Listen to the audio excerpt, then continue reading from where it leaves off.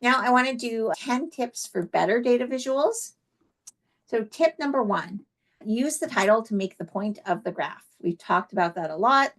Here is what I recommend not doing. And here's an example again from Stephanie Evergreen of what works really well in terms of doing the work for them to tell them what is important to find in the graph. Tip 2, get rid of extraneous information. You couldn't tell at a glance, but this is just a bar chart. That is all that's particularly necessary to take from this to get to what they have in the title. Ditch extraneous content. So I could have a legend here. Instead, I use text boxes to put the legend right up above so that it's easier for people to access. I could have a scale, but instead put the numbers directly into the bars. This makes it much easier for people to be able to engage with the data because they don't have to go reference thing. Okay, use a condensed font. You can tell the real difference between the two of these in terms of just visual appeal and also space. Tip 4, recolor using color schemes and color with purpose. So this is a default Excel color scheme from a while back. And this is one of my favorites that Stephanie Evergreen used. It's an intentional color scheme. And, you know, if you spend time online, you can find a lot of sort of deliberate color schemes and choose one that makes sense for your work. I've seen ones that sort of respond to national colors that are about different nations. When we do reports for organizations, we use the color schemes of the organizations and then complementary colors. So being deliberate with color can really set the mood for your whole report, and then being consistent with it across what you do. Choose the right graph type. So this is a qualitative chart chooser that you saw earlier. Here is a quantitative chart chooser. And you cannot use every graph for every purpose. And so being able to understand what you're trying to do here, and then use the graphs that are appropriate to that.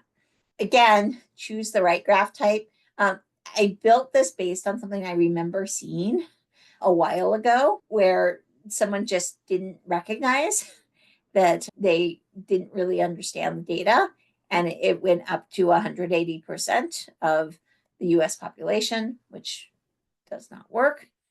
So, yeah, if you don't understand your data, you are going to make mistakes in how you approach visualizing it. Okay, tip 6, paste as pictures.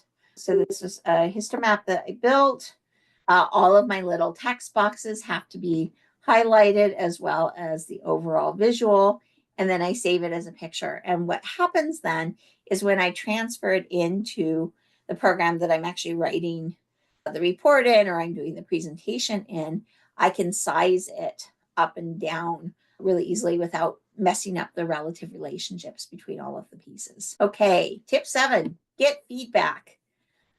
The goal with data visualization is that you are keeping things as simple and succinct as possible, and you're using the titles and colors to point people to what matters most so that people can get the point of your graph very quickly.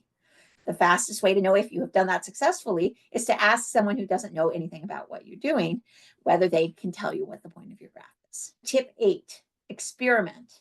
So we'll just take a humble bar chart of, I was actually part of the sample for this one, people like on their tacos. So you can turn this from bars into lollipops, and you can organize it from most to least.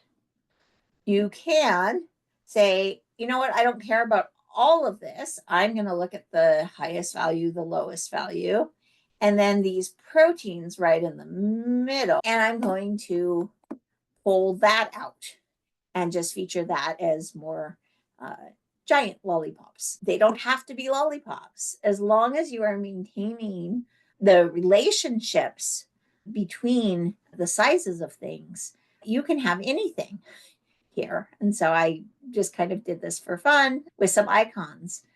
But the point is that you can really try a lot of different ways of being able to approach your visuals that are going to make them more memorable, that are going to have people stop and go, huh, let me pay attention to that. What's going on there?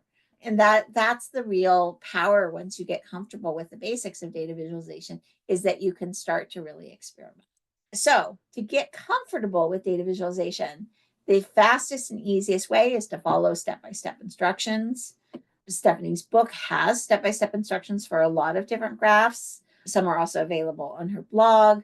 There are a lot of places online. There are a lot of sort of YouTube channels where people will go through step-by-step instructions. If you have someone's data or you can recreate it easily, that is really an advantage to being able to just do exactly what they tell you to do. And then once you've done it once or twice, you can begin to adapt it. You can change it to other data. You can do something totally different with a color scheme. You can, change these from dumbbell plots to bars, whatever you want to do. Okay, tip 10, pay attention to whole pages. So this is 2 pages from a massive study. And it was really important to be able to keep people's attention. This one just happens to have a kind of large section of paragraph around what is missing. But for the most part, we kept writing just a couple of sentences in these kind of paragraph pieces, and really focused on being able to articulate this overall assessment and then the basis for that assessment.